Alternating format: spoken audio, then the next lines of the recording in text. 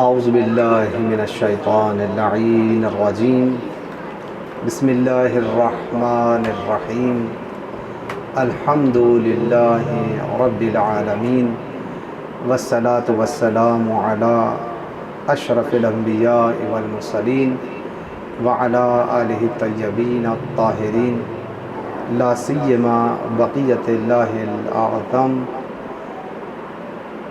اما بعد فقد قال اللہ الحکیم فی کتابہ الکریم بسم اللہ الرحمن الرحیم یا ایہا الرسول بلغ ما انزل الیک من ربک وَإِن لَّمْ تَفْعَلْ فَمَا بَلَّغْتَ رِسَالَتَهُ وَاللَّهُ يَعْصِمُكَ مِنَ النَّاسِ۔ صلوات پڑھیں محمد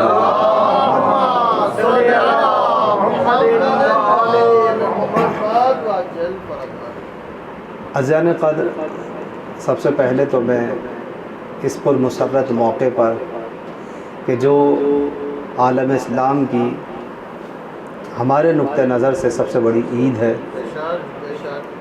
اور روایات معصومین علیہ السلام بھی اس سلسلے میں موجود ہیں کہ 4 ایام جو ہیں وہ اسلام میں اہمیت کے حامل ہیں: عید الفطر، عید الاضحیٰ، جمعہ کا دن اور عید غدیر۔ اور ان چاروں میں سب سے جو اعلیٰ اور عرفہ ہے وہ غدیر کا دن ہے۔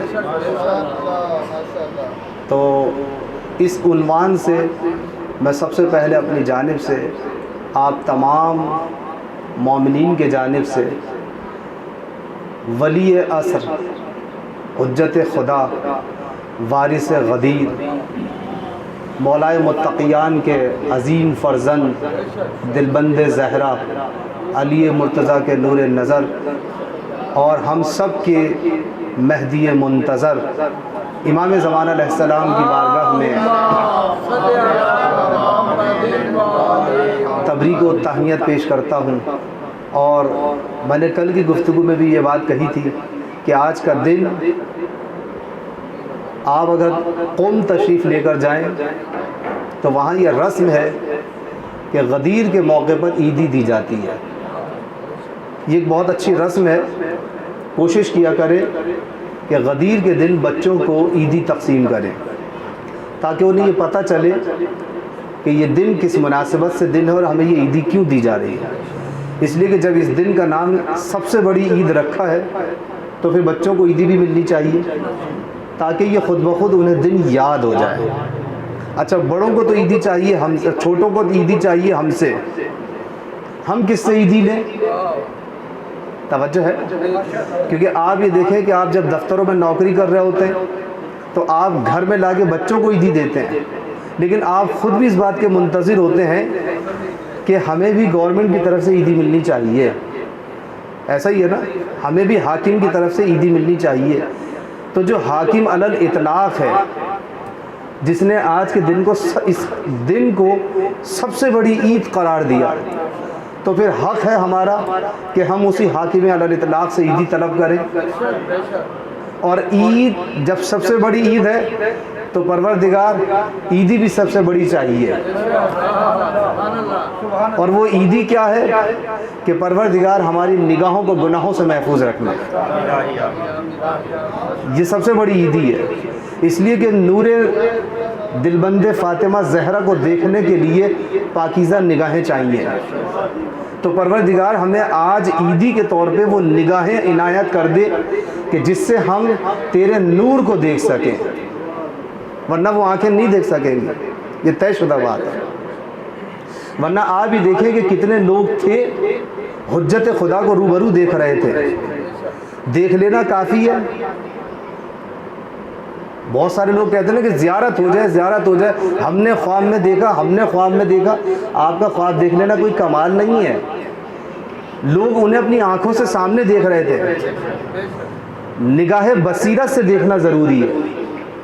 اگر بصیرت کی نگاہ سے نہیں دیکھا حجت خدا کو تو آپ کے نگاہوں کے سامنے کتنی حجتیں ہیں، زہر کے پیالے پی کے اس دنیا سے رخصت ہو جائیں گی اور ہمیں پتہ بھی نہیں چلے گا۔ تو ولایت کا جو مفہوم ہے در حقیقت وہ یہ نہیں ہے کہ ہم نعرہ حیدری لگا دیں بس، نعرہ حیدری دلوں کو گرما دینے کے لیے ضروری ہے، لیکن کیا صرف نعرہ حیدری پر اکتفا کر کے اور مولائے کائنات کی سیرت طیبہ کو چھوڑ دینا، کیا اس کے اوپر ہمارا دین قبول ہو جائے گا؟ ولایت کا مطلب کیا ہے؟ یہ جو وہاں پر اعلان ہو رہا ہے غدیر کے دن، کہ آپ دیکھیں نا کہ اتنا بڑا مجمع ہے، میں نے بغیر کسی تمہید کے جو ہے گفتگو شروع کر دی ہے، اور اس مسئلے کی طرف آپ کے ذہنوں کو لے کر گیا ہوں کہ جس مسئلے کی طرف ذہن کم لوگوں کو لے کر جایا جاتا ہے، کہ اس ولایت کا مفہوم کیا ہے، اس ولایت کا تقاضا کیا ہے، اور اس ولایت کا سر انجام کیا ہے۔ توجہ ہے نا؟ تو آپ دیکھیں کہ ورنہ پروردگار عالم کو کیا ضرورت تھی کہ اتنے بڑے صحرا کے اندر، آپ کو پتہ ہے کہ وہاں صحرا جو تھا، غدیر کا میدان جو تھا، وہ غدیر کا میدان کس نوعیت کا بنا ہوا تھا؟ جس طرح سے بلا تشبیہ جو روایات کے اندر اور تاریخ میں اس کا نقشہ کھینچا ہے کہ غدیر ہے کس مقام کا نام، یہ توجہ رہے، کس مقام کا نام ہے غدیر؟ جب مکہ سے حج سے فارغ ہونے کے بعد نکلتے ہیں تو جس مقام پہ، یوں کہہ لیں آپ لاہور والوں کی اصطلاح میں، کہ جس گول چکر پہ تمام مسافرین حجاج کرام آ کر ٹھہرتے ہیں اور وہاں سے سب کے راستے الگ الگ ہو جاتے ہیں، اس جگہ کا نام غدیر ہے۔ تو اب آپ دیکھیں کہ ابھی کچھ قافلے پیچھے ہیں، اور کچھ آگے بڑھتے چلے جا رہے ہیں۔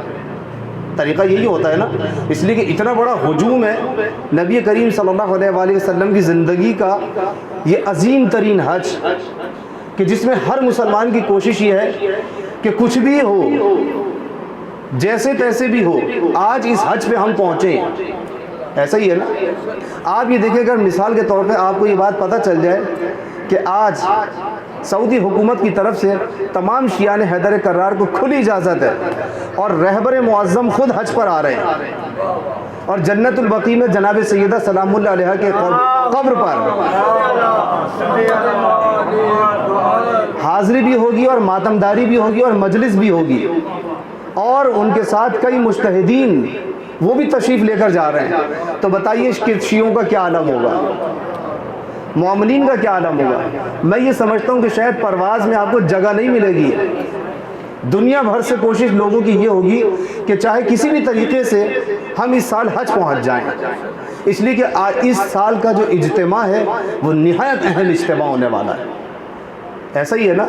تو جہاں پر یہ اعلان ہوا ہو اور دنیا بھر کو یہ پتا ہو اسلامی ممالک کے اندر کہ رہبر معظم نہیں آ رہے ہیں بلکہ خاتم المرسلین ہیں جو اس حج کے اندر موجود ہیں، اور خاتم المرسلین کے ساتھ مولائے کائنات بھی موجود ہیں، تب آپ دیکھیں کہ جتنے علی کے چاہنے والے ہیں، جتنے نبی کے چاہنے والے ہیں، جنہیں علی کو دیکھنے کا شوق ہے، جنہیں نبی کو دیکھنے کا شوق ہے، جنہیں دونوں کو ایک ساتھ دیکھنے کا شوق ہے، جنگوں میں سب نے دیکھا، منبر پہ پہلی مرتبہ دیکھیں گے اور ایک ساتھ دیکھیں گے، تو جن کو شوق تھا وہ سب پہنچے۔ ایسا ہی ہے نا؟ اب سب کے سب پہنچے۔ اب آپ دیکھیں کہ پیغمبر کو حکم آ رہا ہے، آیت نازل ہو رہی ہے، وہ آیت کیا تھی جو ابھی میں نے آپ کے سامنے پڑھی ہے؟ یا ایھا الرسول بلغ ما انزل الیک من ربک وان لم تفعل فما بلغت رسالتہ واللہ یعصمک من الناس۔ میں نے کل کی گفتگو میں بھی مختصر طور پر اس کو بیان کیا تھا، اس پیرائے کو بیان نہیں کروں گا، لیکن آپ یہ دیکھیں کہ اس آیت کے اندر جو پروردگار عالم حکم دے رہا ہے کہ اے میرے حبیب، حبیب نہیں کہا بلکہ کیا کہا ہے؟ اے رسول، اس پیغام کو پہنچا دو، ٹھیک ہے نا؟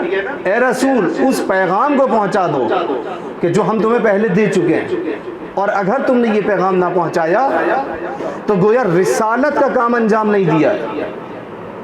توجہ ہے نا؟ یعنی اس کا مطلب یہ ہے کہ یہ ایک ایسا پیغام ہے کہ جس کے اوپر ساری رسالت کا کام کا دار و مدار ہے۔ توجہ ہے نا؟ ساری رسالت کی محنتیں، یعنی اس کا مطلب یہ کہ حضور نے جو شیب ابی طالب میں وقت گزارا وہ سب ہدر ہو کے رہ جائے گا۔ ایسا ہی ہے نا؟ وہ سب ہدر ہو کے رہ جائے گا۔ جناب پیغمبر اکرم صلی اللہ علیہ وآلہ وسلم ایک سوال بھیجتے ہیں، محمد و آل محمد۔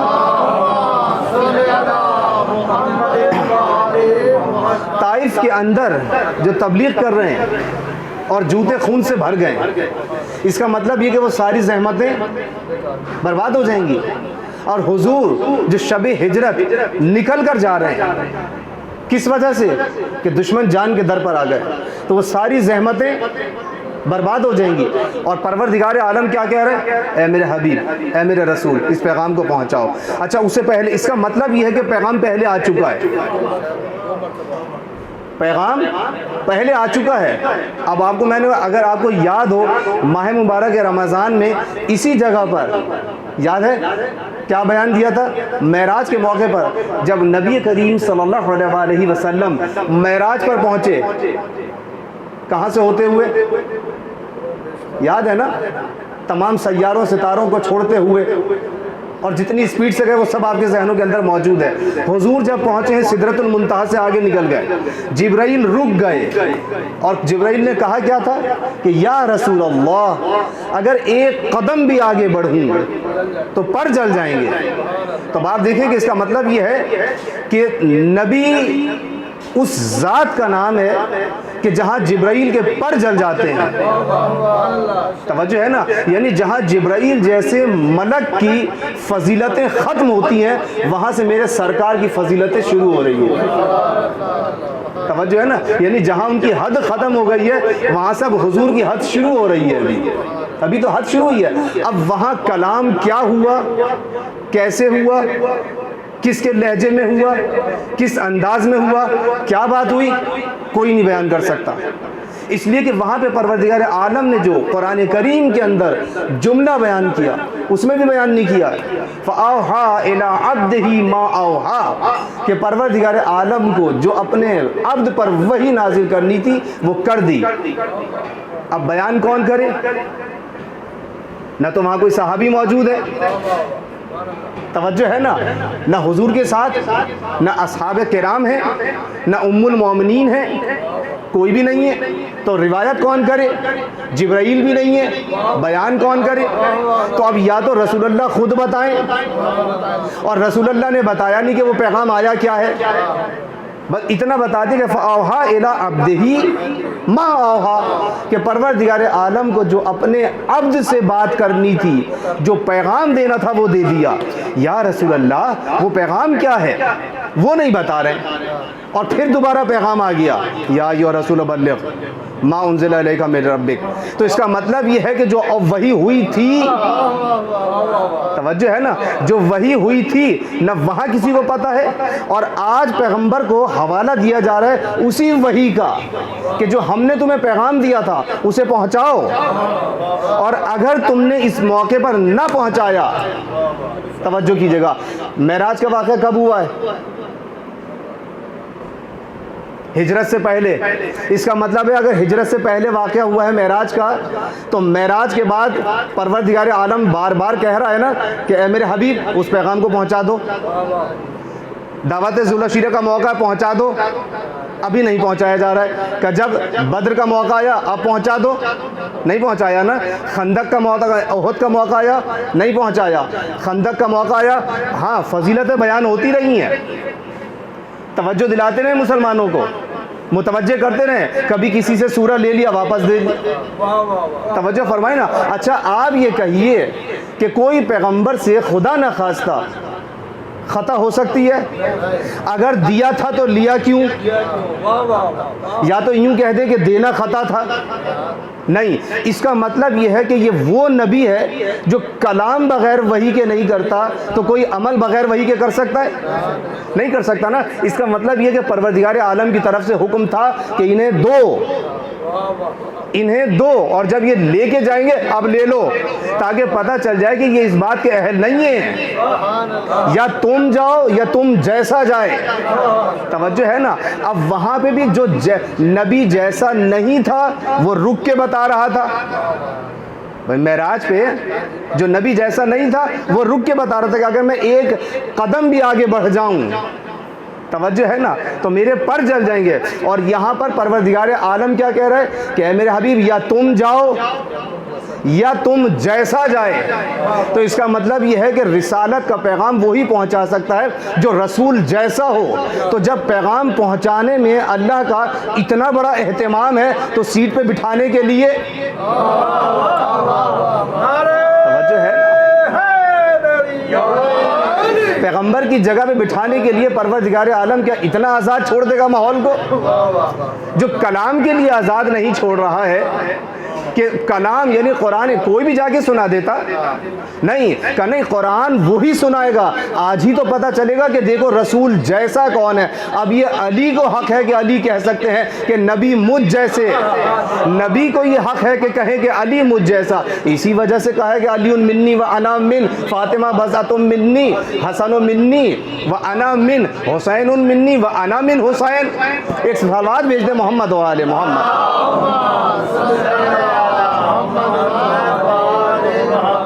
اگر تھوڑا زیادہ پڑھ دوں تو کوئی مشکل تو نہیں. توجہ فرمائیے آپ نے. اب آپ دیکھیں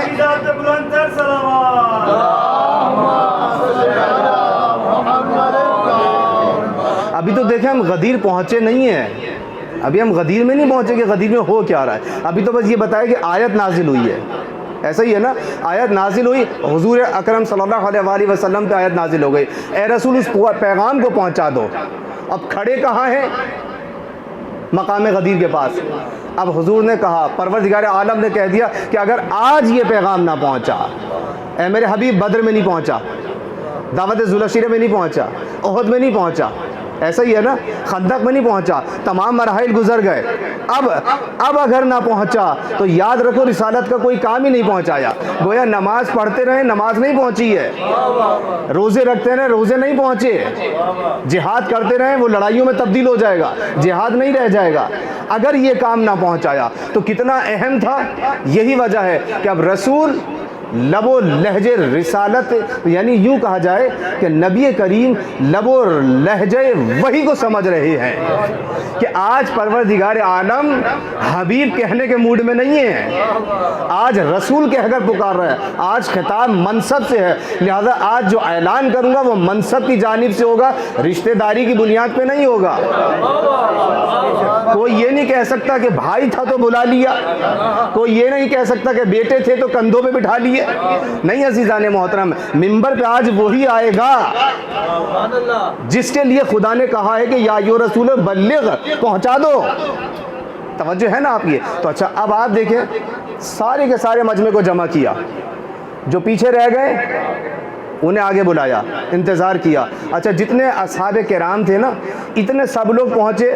اب حضور کو ہے تقریر کرنی ہے. جو آگے نکل گئے کہا انہیں بھی واپس بلا لو، انہیں سب کو واپس بلاؤ. اچھا جو آتے جا رہے ہیں حضور نے کہا ان کے سب کے پالان جمع کرو. کیونکہ آپ یہ دیکھیں کہ نبی کریم صلی اللہ علیہ وآلہ وسلم کو کیا ضروری تھا کہ منبر بناتے وہاں صحرا میں. بھائی دیکھیں آپ نے میرے لیے کرسی رکھ دی، قبلہ آپ کو تقریر کرنے کا شوق ہے کیجئے. میں تہران ایئرپورٹ سے چلا، میرے ساتھ ایک دفعہ ایسا ہوا فلائٹ لیٹ ہو گئی. اچھا اتنا سارا مجمع میرے ساتھ تھا اتفاق سے. میں نے کہا بھائی مجھے تقریر کرنی ہے، ابھی فلائٹ 2 گھنٹہ لیٹ ہے. سب کہنے لگے کہ کہہ رہے ہیں بھائی آپ تو خطیب ہیں، محرم پڑھنے جا رہے ہیں، چلیں استقبال محرم کی آپ کی پریکٹس ہی ہو جائے گی، آپ ایک تقریر کر لیں. میں نے کہا نہیں ایسے تو نہیں کروں گا. تو پھر کیسے کریں گے؟ کہا نہیں ممبر بناؤ.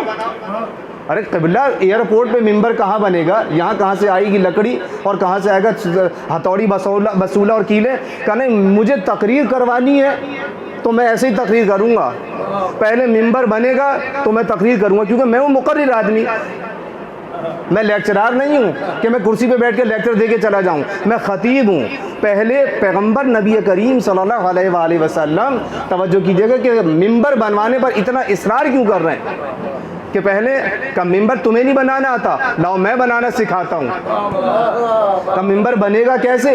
کب معمار ہونا چاہیے، بڑھئی ہونا چاہیے، کیلیں ہونی چاہیے. کہ آج بغیر کیلوں کے بنے گا، اس لیے کہ اگر کیلیں ہوں لکڑیاں ہوں، آج لکڑیوں کا نہیں بنے گا، آج نیا ممبر بنے گا اور نئے انداز سے بنے گا. یا رسول اللہ یہ پالانوں کا ممبر کیوں بنانا چاہتے ہیں؟ کہ اس لیے ممبر بنانا چاہتا ہوں تاکہ پہلے صاحب ممبر کی جگہ پہچانو، اور یہ بتانا چاہتا ہوں کہ تم میری موجودگی میں ممبر نہیں بنا سکتے.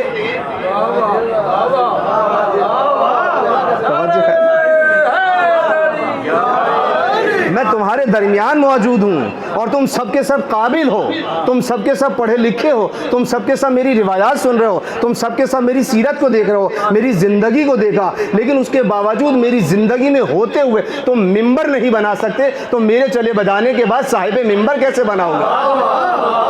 آج ممبر بھی میں ہی بناؤں گا اور صاحب ممبر کا تعارف بھی میں ہی کرواؤں گا. ایک صلوات بھیج دیں محمد و آل محمد.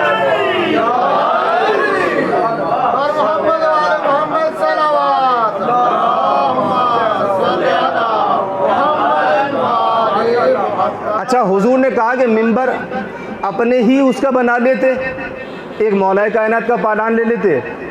توجہ ہے نا, کیونکہ آپ دیکھیں عرب کے جو لوگ تھے نا وہ بڑے صحت مند تھے.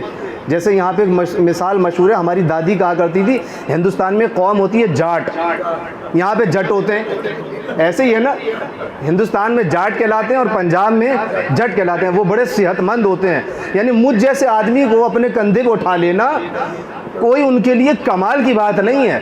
یعنی آپ یہ دیکھیے کہ کوئی بھی آدمی ماشاءاللہ سے ہیلدی نبی کریم صلی اللہ علیہ وسلم کو اپنے کندھے پہ اٹھاتا اور حضور تقریر کر دیتے. آپ دیکھیں عربوں کے اندر یہ طریقہ موجود تھا, رائج تھا کہ جب کسی کو تقریر کرنی ہوتی تھی تو کاندھے پہ سوار ہو جاتے تھے اور سارے لوگ تقریر سنتے تھے. ایک یہ طریقہ تھا. حضور نے کہا نہیں, کسی کے کاندھے پہ سوار نہیں ہوں گا, ورنہ کوئی بھی یہ کہہ دے گا کہ ولایت اور رسالت کا سارا دار و مدار صحابیت پہ تھا, کہ آج کسی کا کندھا استعمال نہیں ہوگا. توجہ ہے نا کہ کندھا استعمال نہیں ہوگا. اچھا, کسی پتھر پہ کھڑے ہو جاتے, کسی اونچی جگہ پہ کھڑے ہو جاتے, گھوڑے کو آپ تھوڑا آگے تشریف لے آئیں کیونکہ دیکھیں پیچھے ساری جگہ پور ہو گئی ہے. ایک صلوات بھیج دیں محمد و آل محمد. تھوڑا سا آگے تشریف لے آئیں نا. ایک اور صلوات بھیج دیں محمد و آل محمد. ویسے غدیر کی تقریر کا مزہ آپ کو آئے یا نہ آئے, مجھے ضرور آ رہا ہے, کیونکہ غدیر میں کیونکہ بہت گرمی تھی, پانی بھی میسر نہیں تھا, اور مجھے اسی طرح سے بٹھا رکھا ہے ماشاءاللہ سے. توجہ ہے نا آپ نے, دیکھیں تقریر کرنے, اب میں آدھا گھنٹہ تقریر کی ہے تو میرا گلا خشک ہونے لگا, مجھے غدیر کا ممبر یاد آ گیا. حضور اکرم صلی اللہ علیہ وسلم نے 4 گھنٹے فضائل علی پڑھے غدیر کے میدان میں. لوگ کہہ دیتے ہیں جناب یہ مولانا صاحب امامہ, انہیں کیا پتہ کہ فضائل کیا ہوتے ہیں, ہم تو فلاں کو بلائیں گے فلاں کو بلائیں گے. میں کہتا ہوں کہ فضائل یاد رکھو, امامہ والے ہی نے سب سے زیادہ علی کے پڑھے ہیں. غدیر کے اندر بتاؤ کون تھا جس کے فضائل پڑھے جا رہے تھے, وہ بھی امامے والا, اور جو فضائل پڑھ رہا تھا وہ بھی امامے والا تھا. ایسا ہی ہے نا. ایک صلوات بھیج دیں محمد و آل محمد. اچھا, اب نبی کریم صلی اللہ علیہ وسلم نے جو میں بیان کر رہا تھا, گھوڑے پر بھی کھڑے ہو کر بیٹھ کر تقریر کر سکتے تھے, لیکن حضور نے یہ والا کام بھی نہیں کیا. کہ ممبر بناؤں گا تاکہ تمہیں پتہ چلے کہ آج کا ممبر تمہاری نگاہوں میں رہے گا, تمہارے ذہن میں رہے گا, تمہارے دلوں کے اندر محفوظ رہ جائے گا. ایک نیا انداز, سب کے ممبر لے لیے جائیں, سب کے پالان لے لیے جائیں. جب پالان لے کے جمع کر لیے تو جمع کیوں کیے تھے, اور 3 دن تک روکا. عابدی صاحب ہوتے تو بینک کی چھٹی ہو جاتی, اور 3 دن لیٹ پہنچتے. بیگم صاحبہ پوچھتی عابدی صاحب یہ حج سے 3 دن لیٹ کیوں آئے؟ کہا رہے حضور نے غدیر میں نیا کام کیا. کہا بھائی وہ نیا کام کیا, کام کیا کیا نیا؟ کہا آج حضور نے اس سال تو عجیب کام کیا. بھائی غدیر کے موقع پہ ہم سب کو روک لیا, تمام اصحاب کرام کو روک لیا وہاں پر. اچھا پھر ہوا کیا اس میں؟ کہ سب کو روکا, سب کے پالان لے لیے. ہم نکل ہی نہیں سکتے تھے, ہم تو چاہ رہے تھے بہانہ بنا کے نکل جائیں. کیا آڈٹ والے آ رہے ہیں, فلاں آفیسر آ رہا ہے, فلاں دن آ رہا ہے, بیگم کو ہاسپٹل لے کے جانا ہے, کسی کو شادی میں جانا ہے, کسی کو سالگرہ میں جانا ہے. کہ کوئی شادی نہیں ہوگی اس دن, سارے پروگرام کینسل. نبی کریم نے پلان ایسا تیار کیا ہے کہ سب کے پالان اپنے پر کنٹرول میں رکھو, تاکہ جب سب کی گاڑیوں کی چابی میرے پاس ہوں گی تو کوئی بھاگ نہیں سکے گا. ڈرائیور سیٹ ہی نکال لی ہے گویا, یوں کہیں بقول وقت صاحب کے. تو اب آپ دیکھیں بھاگ نہیں سکتا ہے. یعنی حضور چاہتے یہ ہیں کہ علی کے فضائل اس انداز سے بیان ہوں کہ کوئی بھاگ نہ سکے. اچھا مزے کی بات یہ ہے کہ ہال کا انتخاب نہیں ہوا, ہال کا انتخاب نہیں ہوا، میرج ہال کا انتخاب نہیں ہوا کہ جہاں نماز عید ہو جائے۔ توجہ فرمائی آپ نے، حضور نے کہا نہیں، آج نماز نہ ہال میں ہوگی، نہ مسجد میں ہوگی، نہ عیدگاہ میں ہوگی، نہ امام بارگاہ میں ہوگی، کہیں نہیں ہوگی، صحرا میں ہوگی۔ کہا بھائی امام بارگاہ میں کیوں نہیں ہوگی؟ کہا اس لیے مسجد میں کیوں نہیں ہوگی؟ مسجد نبوی کا انتخاب کر لیتے، مسجد الحرام کا انتخاب کر لیتے۔ کہا ایسے بھی سمجھدار لوگ ہوتے ہیں جو ستون کا سہارا لے کر پیچھے بیٹھ جاتے ہیں، اور پھر جب ولایت کا اعلان ہوتا تو کہتے ہیں ہمیں پتہ ہی نہیں چلا، ہم تو ستون کے پیچھے تھے، ہم تو بریانی کے دیگ کے پیچھے تھے۔ ایسا ہی ہے نا، حضور نے کہا نہیں، آج اعلان نئے انداز سے ہوگا، آج میدان کے اندر ہوگا اور تپتے صحرا کے اندر ہوگا، تاکہ کوئی یہ نہ کہہ سکے کہ ہم نے تو سنا نہیں، ہم تو ستون کے پیچھے تھے، ہم تو اے سی میں بیٹھے تھے تو آنکھ لگ گئی تھی۔ کہ نہیں، آج سورج جلائے گا۔ اور آپ کو پتہ ہے کتنی گرمی تھی وہاں؟ گرمی کتنی تھی؟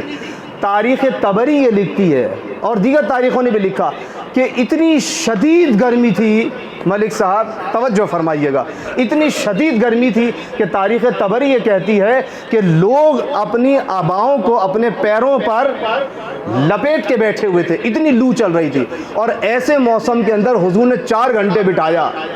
میں 40 منٹ نہیں بٹھا سکتا آپ کو یہاں، ایسا ہی ہے نا، 40 منٹ نہیں بٹھا سکتا، اور حضور نے 4 گھنٹے بٹھایا۔ تو پروردگار تو نے یہ اتنا اہتمام کیوں کیا؟ کہا اس لیے تاکہ ولایت علی کا جب اعلان ہو تو جو جلنے والے ہیں،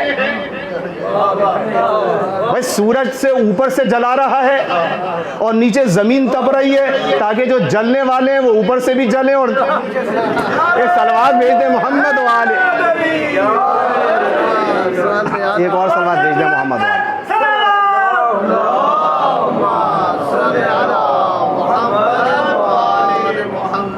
توجہ فرمائی آپ نے، دیکھیں میں بہت تیزی سے میں نے منزلوں کو طے کیا ہے۔ اعلان ہوا اور حضور نے سب کو روک لیا۔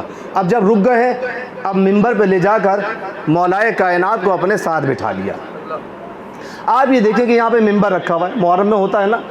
اب میں تقریر کرنے کے لیے بیٹھوں اور اپنے ساتھ جو ہے مثال کے طور پر آپ کو اپنے ساتھ بٹھا لوں یا کسی لڑکے کو اپنے ساتھ بٹھا لوں، تو آپ پوری تقریر میری نہیں سنیں گے، چاہے آپ پوری تقریر سنیں یا نہ سنیں، آپ اسے دیکھتے رہیں گے۔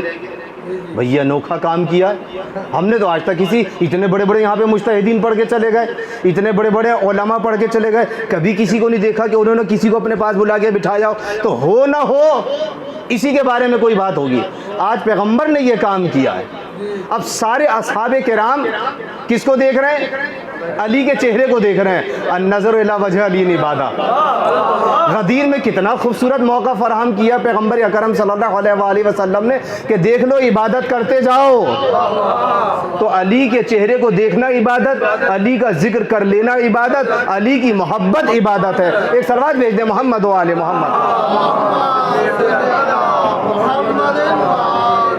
تو اب چاہے 1.25 لاکھ حاجیوں میں پیغمبر کے وہ 4 گھنٹے کا خطبہ سنا ہو یا نہ سنا ہو، لیکن جب اس کے بارے میں بات ہوگی تو وہ ضرور سنی جائے گی۔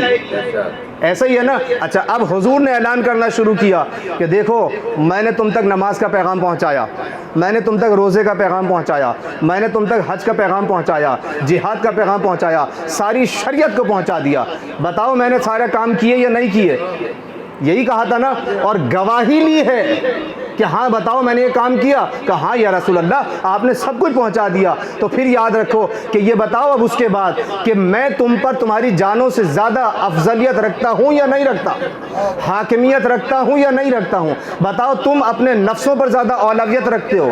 اولویت کا مطلب کیا ہے؟ دوست۔ میں اپنی جان پر اپنا زیادہ دوست ہوں؟ نہیں، میں اپنی جان پر حق کے تصرف زیادہ رکھتا ہوں، یا تم اپنی جانوں پر اپنا زیادہ تصرف رکھتے ہو؟ حضور نے بتایا کہ تم اپنی جانوں پر بتاؤ زیادہ تصرف کا حق رکھتے ہو، یا میں تمہاری جانوں پہ زیادہ تصرف کا حق رکھتا ہوں؟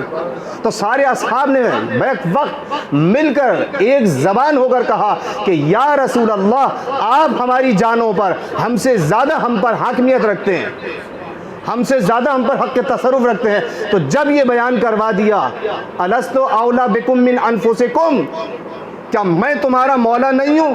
جب سب نے اعلان کر دیا کہ ہاں یا رسول اللہ آپ ہم سے زیادہ ہماری جانوں پر اولویت رکھتے ہیں، آپ ہی ہمارے مولا ہیں، تو پھر حضور نے اعلان کیا ان اللہ مولائی، اللہ میرا مولا ہے، وَأَنَا مَوْلَاكُمْ، اور میں تمہارا مولا ہوں۔ اور پھر اس کے بعد یہ اعلان کیا من کنت مولا، علی کا ہاتھ اتنا بلند کیا، ہاتھ پکڑ کر اور آواز دی کہ من کنت مولا فہذا علی مولا، جس کا میں مولا ہوں اس کا یہ علی مولا ہے۔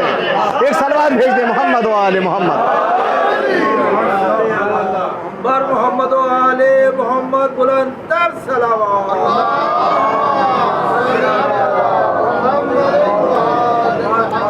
توجہ فرمائی آپ نے؟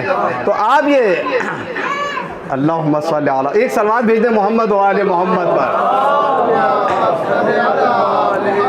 دیکھیں اسے کہتے ہیں غدیری، اسے کہتے ہیں غدیری، غدیری خون ہونا چاہیے لوگوں میں، فہم غدیر ہونا چاہیے، بس صرف سن کے نعرے لگا دینا کافی نہیں ہوتا ہے۔ ایک صلوات بھیج دیں محمد و آل محمد پر۔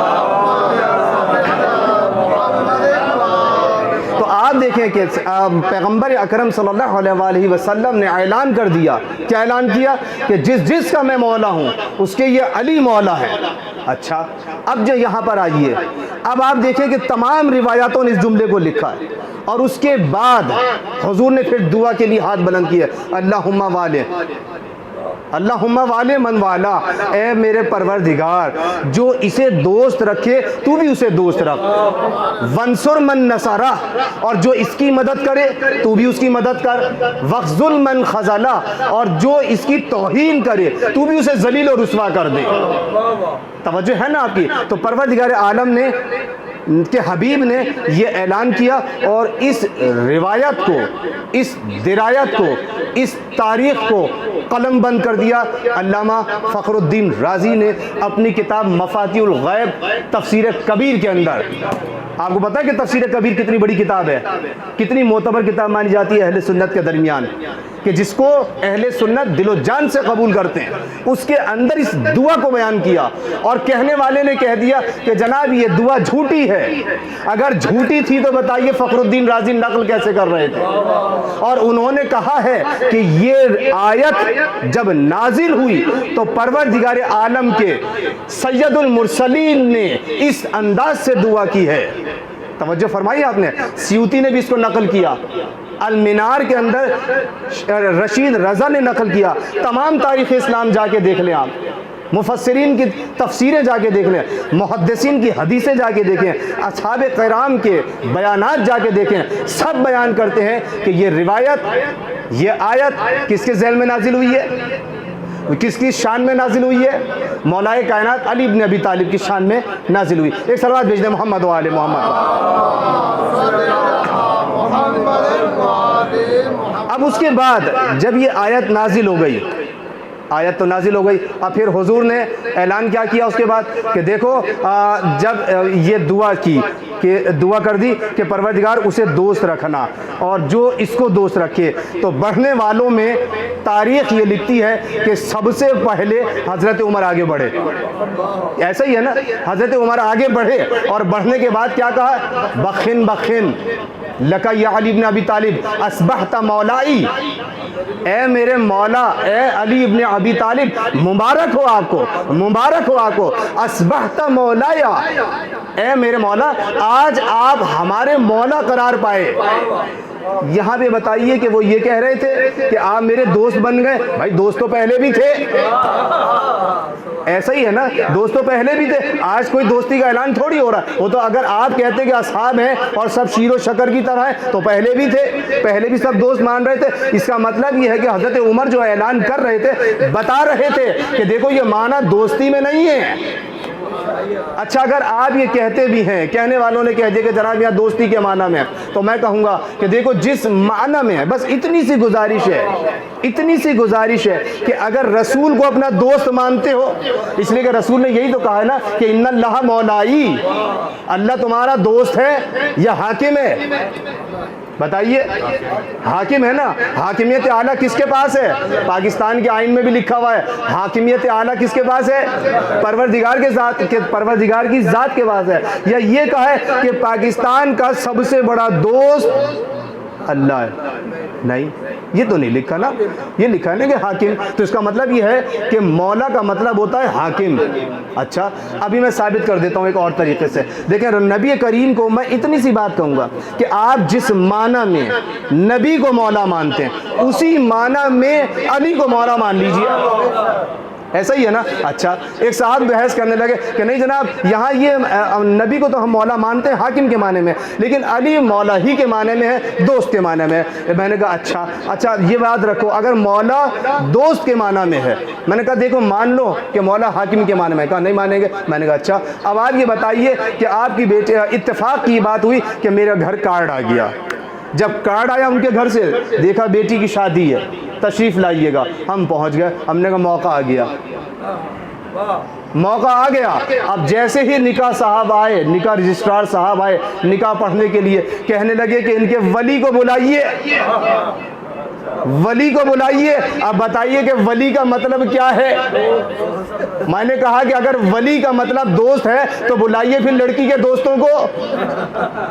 کہنے لگے کہ نہیں، ولی کا مطلب ہے حاکم اور سرپرست، تو اس کے باپ کو بلایا جائے گا۔ میں نے کہا یہاں پہ نکاح کے مطلب کے موقع پہ سمجھ میں آ گیا کہ ولی اللہ تعالیٰ نے اسی وجہ سے لڑکی کے نکاح کے موقع پر یہ ولی کے ہونے کی شرط اسی لیے لگائی تھی تاکہ جب تمہیں یہ ولایت سمجھ میں آئے گی کہ ولی کا معنی دوست نہیں ہوتے ہیں، سرپرست ہوتے ہیں، تو جب تک لڑکیوں کے نکاح ہوتے رہیں گے ولایت علی یاد آتی رہے گی۔ ایک صلوات بھیج دیں محمد و آل محمد پر۔ توجہ فرمائی آپ نے؟ اچھا، بس میں اپنی گفتگو کو تمام کر رہا ہوں۔ تو آپ یہ دیکھیں کہ یہ آیت نمبر 67 ہے۔ ابھی مجھے بہت کچھ کہنا تھا لیکن انشاءاللہ ابھی بہت ساری باتیں محرم کے لیے چھوڑ دی ہیں، کیونکہ آپ خطیبوں سے سنتے رہیں گے، ابھی سب کچھ بیان کر دوں گا تو پھر آپ اپنے خطیب سے کہیں گے ارے قبلہ یہ تو ہم نے ابھی 10 دن پہلے سن لیا۔ ایسا ہی ہے نا، کچھ چھوڑ دینا بھی چاہیے نا تاکہ شاہزاد صاحب کو عشرہ محرم میں مزہ تو آئے۔ ایک صلوات بھیج دیں محرم، ایک صلوات بھیج دیں محمد و آل محمد پر۔ آیت 67 سورہ مائدہ۔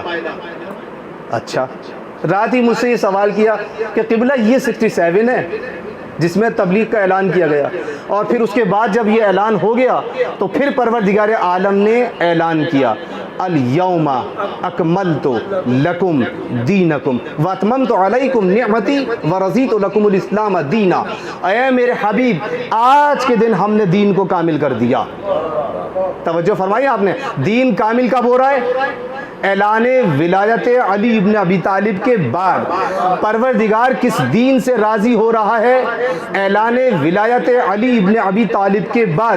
اس کا مطلب یہ ہے ہر وہ شخص جسے رضی اللہ بننے کا شوق ہے، ولایت علی ابن ابی طالب کو قبول کرتے جاؤ، رضی اللہ بنتے جاؤ۔